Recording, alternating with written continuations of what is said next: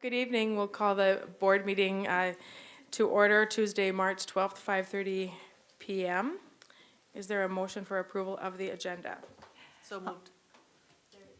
With an addendum, with the HR addendum. Okay, there's been a motion for approval of the agenda with HR addendum. And Robin, is there a second by you? Second, please. That's great. All in favor signify by saying yes. Yes. Yes.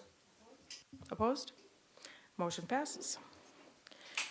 Recognition of audience. We did not have anyone sign up to speak to us this evening, so we'll move on to number 4, staff reports. FEA is not here this evening because we are hoping that they're all enjoying their spring break.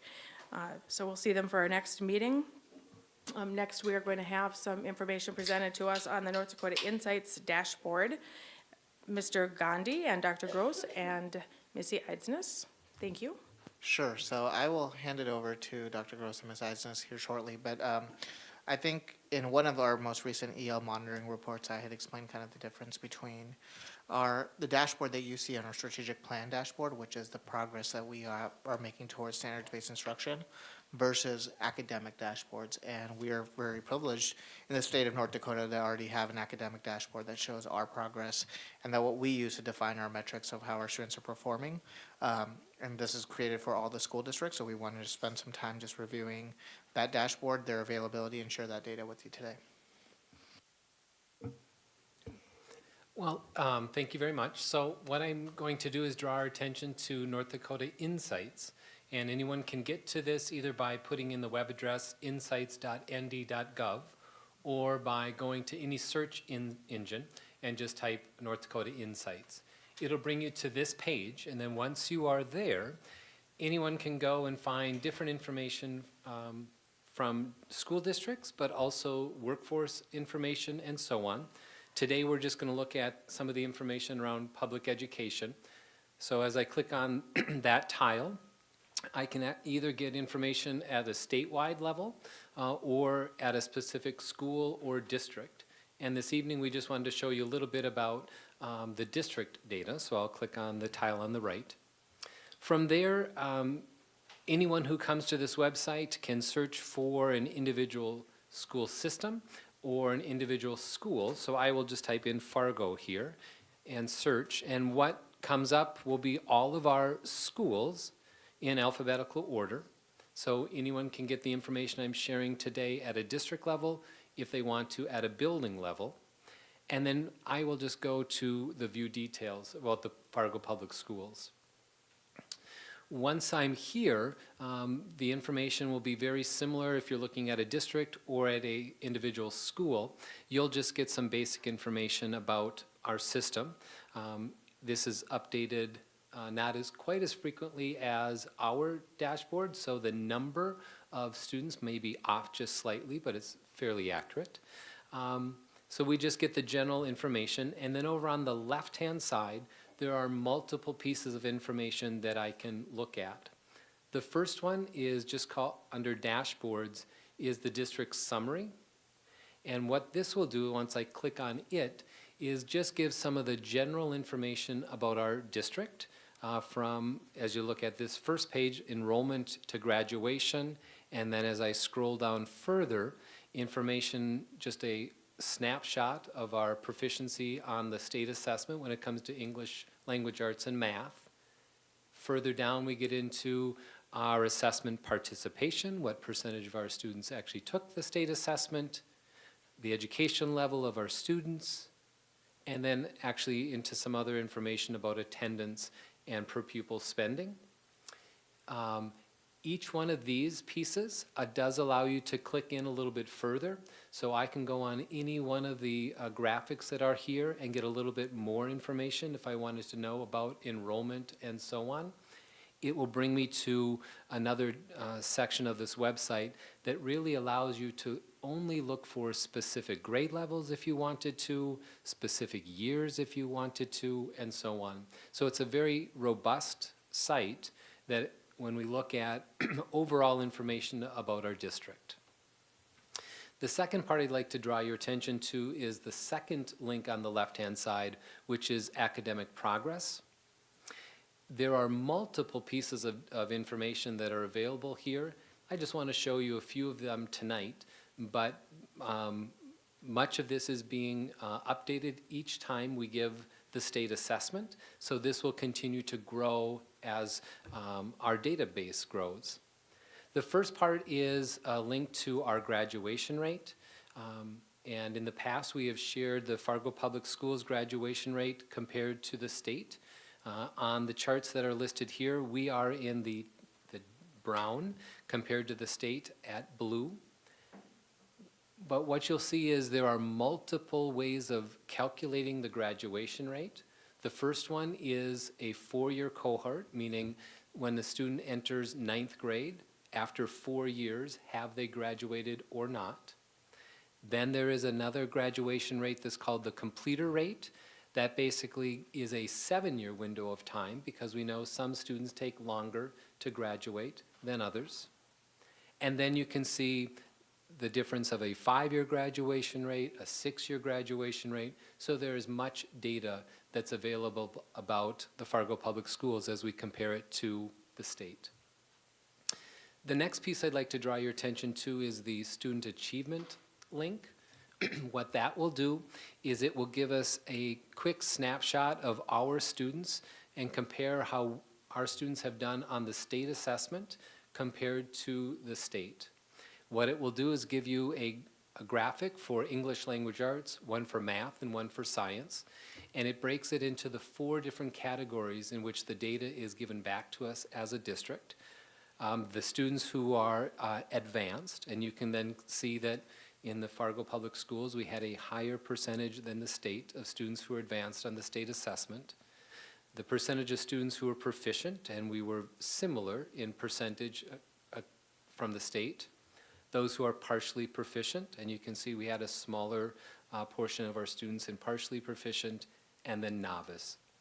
You also see that for the other 2 areas of English language arts, math, and science.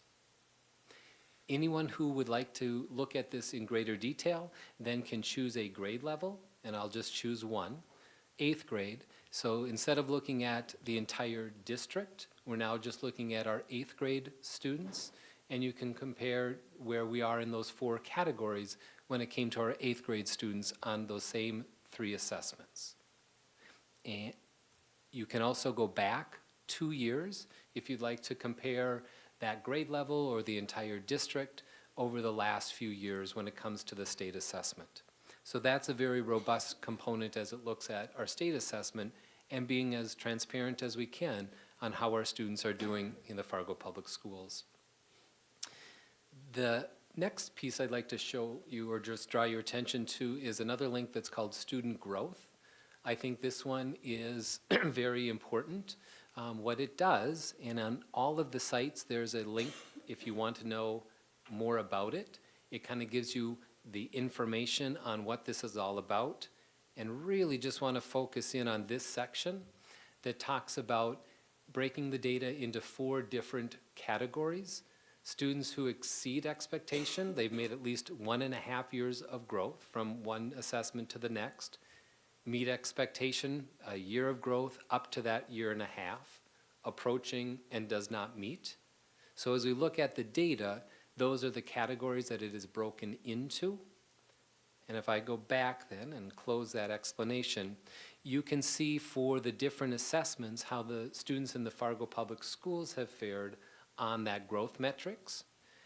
The number or the percentage of students who exceed or basically have grown more than 1.5 years, the percentage of students have made that 1 year to 1.5 years of growth, and so on. And then you can compare that to the state of where we're at in the areas of English language arts and mathematics.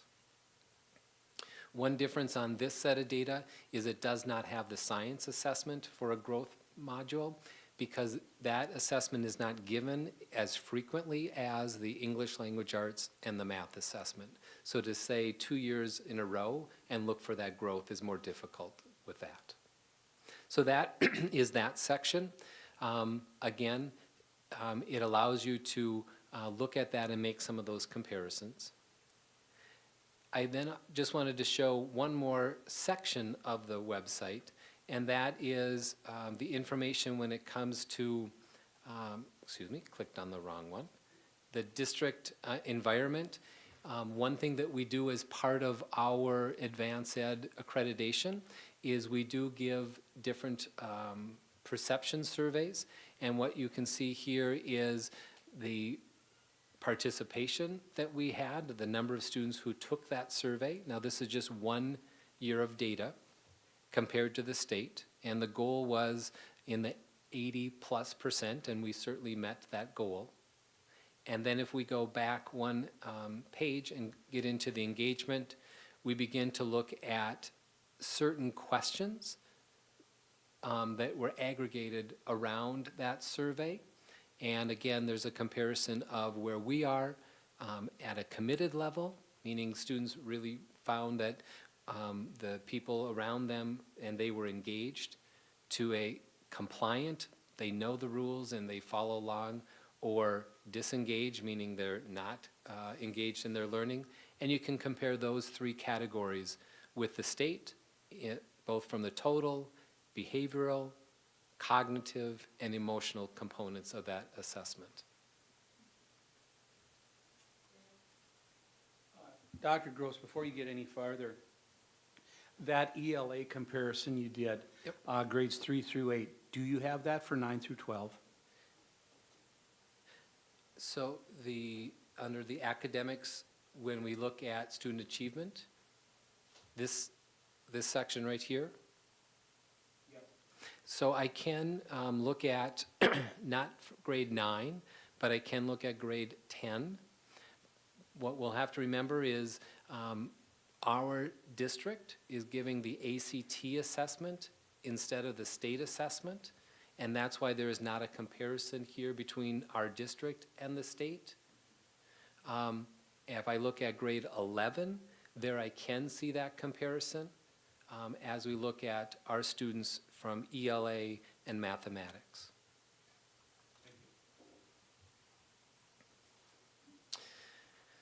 There is so much information on this website. I just wanted to share some of the major categories. Also wanted to show both those people who are here in this room but may be watching on YouTube the availability of this website. So if they want to see more information about the Fargo Public Schools, it is there in a very transparent way. So are all of the other districts across the state of North Dakota. So that is the North Dakota Insights website. Questions, Robin? So this is populated based off of state tests, is that fair? The student achievement data is, yes. Okay. So in the past, does this replace the old DPI websites for achievement and graduation rates and what have you? Yes, as part of the new Every Student Succeeds Act, or ESSA, Right. part of it is every state needed to create a dashboard to share the results, Okay. not only from student achievement, but some of the other categories that are there. So this is that replacement. So I just want to share, I'm sure that you enjoy this site. There used to be a lot of discrepancies between what we thought and what DPI reported for graduation rates, how we calculate those. Differences in growth to target is included now. So I see this as a huge improvement. Absolutely. And it's nice to see how, I think it's pretty accurate compared to what we see on our own website. So we don't really send anything in other than our test scores and our numbers. Is that fair? Yes, and then much of the other information is pulled from our student information system, which is Power School, and then also some of the budget information that is shared with the state. So which years do we do state required testing? It's like 3rd grade, 8th grade, 11th grade, or does it depend on the subject? Yep, grades 3 through 8, and then grade 11 Okay. are given the state assessment. So there is a break in between grade 8 and 11. Okay. And then science, we give it once at the elementary, once at the middle, and once at the high school. Thank you for the refresher. Anyone else? Brandy? This is awesome, so thank you for sharing. I'm excited to go out there and navigate through it and look at what's all out there. So thank you very much. David? Yes, again, thank you, but I find this kind of confusing in that, in the comparison with ELA test scores, for instance, from our district to the state, we're ahead of the state. And yet, you look at graduation rates, and we're, almost 5% behind, and we've dropped 3% since 2016. What's going on? Why are we, and I know when we compare it, I think you said that the school you came from had a 60%. I know we're very good, but in North Dakota, we expect more.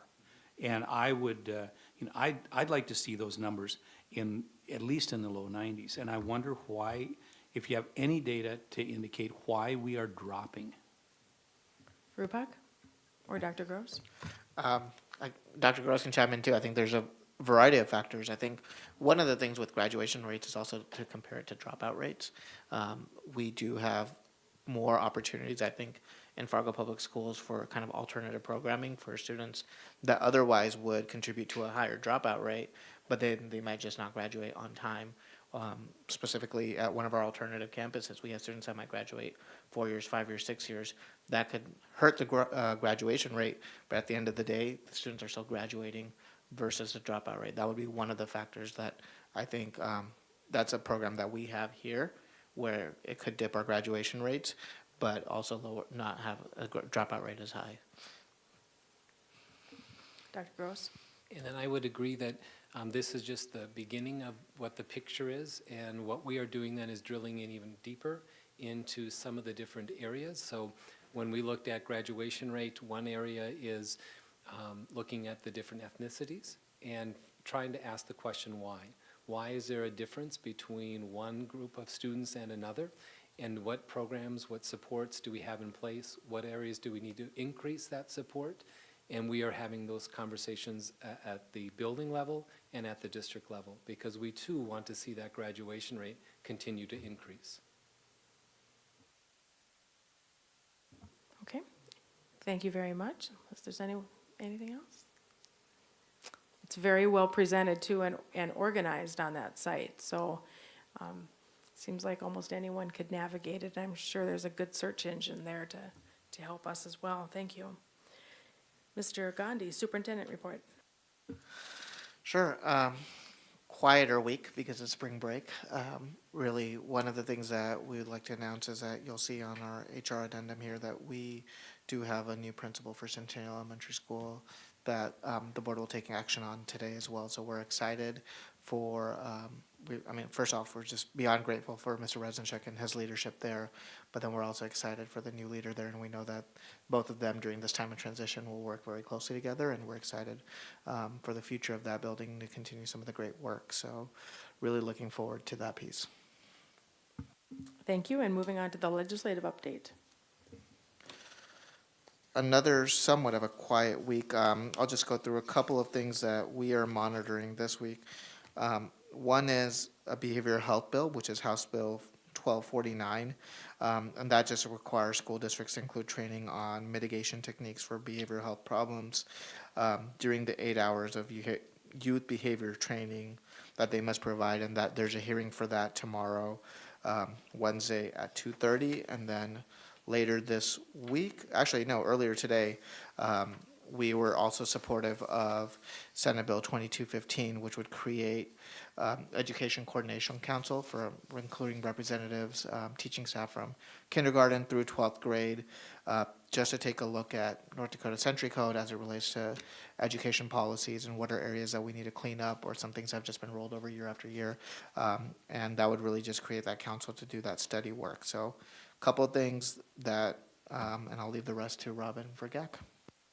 All right, thank you. Does anyone have questions for Mr. Gandhi on the last two items? No? All right, moving on to the consent agenda. Is there a motion for approval? I move approval of the consent agenda with the HR addendum. Second. All right, there's a motion and a second. All in favor signify by saying yes. Yes. Yes. Opposed? Motion passes. On to business. 3 items. Our first item is Superintendent Evaluation Memo 78. I guess all 3 of these items come from me officially, but I'll be looking for some motions here. As is indicated on the cover memo for Superintendent Evaluation, this is something that annually. The board is charged with evaluating by March 15th, providing a superintendent evaluation. And we all completed that evaluation, so thank you to all board members for taking the time to do that. The evaluation looks wonderful as far as I'm concerned, and I would look for a motion for moving this forward. I move that the March 12th, 2019 superintendent evaluation be accepted and filed. Thank you. There's been a motion and a second. Any discussion? Jolynn, you're helping us out this evening I with, am. in Anne Marie's absence, would you please call the roll? Thank you. Paulson, Yes. Yes. Ulrich, Yes. Ani, Yes. Nelson, Brian, Yes. Robin, Yes. motion passes. Oh, sorry. Knutson, Yes. Sorry about that. I wanted to make sure that it was official that I was voting in favor as well. Okay, congratulations, Mr. Gandhi. On to the ad hoc contract committee, memo 79. We do have a 2-year contract with Mr. Gandhi, but it seems as if historically we have had an ad hoc committee put together to have the opportunity to sit down and have a conversation with the superintendent to see if there's anything that needs to be addressed in regard to that contract. So, as has been done historically, 3 members will serve on an ad hoc committee. And I visited with Christy and John and Jennifer all to see if they would be interested in serving with Christy as chair, and they indicated they would be. So this memo is in front of you, and I would look for a motion. Robin? I move to approve the ad hoc committee of Christy Johnson, John Rodenbiker, and Jennifer Benson, with Christy Ulrich serving as chair, to meet with Mr. Gandhi to review the superintendent contract and propose any changes at the April 9th board meeting.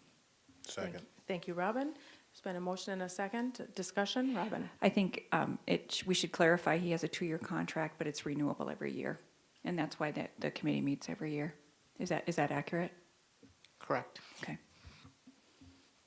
Yes, Robin, thank you for that. Any other discussion, questions?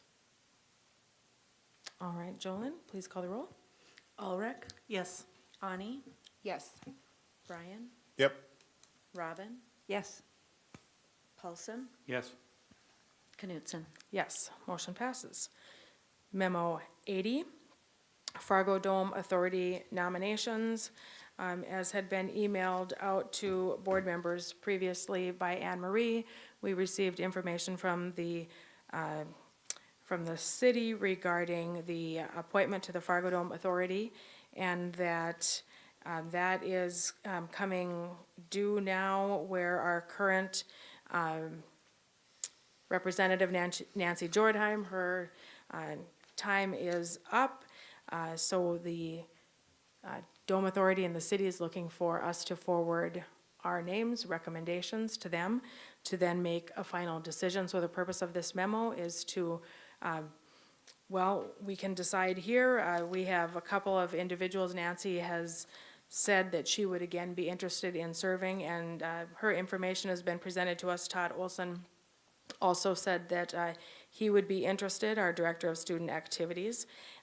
Both names were presented a couple of years ago as well, and so we did send a memo email out asking if any board members had other individuals interested in forwarding, and we did not receive any other names. So this memo includes the names of the 2 individuals, Nancy Jordheim and Todd Olson. So if there's a motion to move this forward, I would welcome that.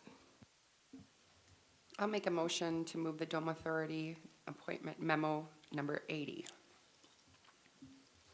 And is there a second? I'm sorry, I don't understand the motion. Brandy, would you like to clarify? I would like to move that we accept the motion for Dome Authority nominations.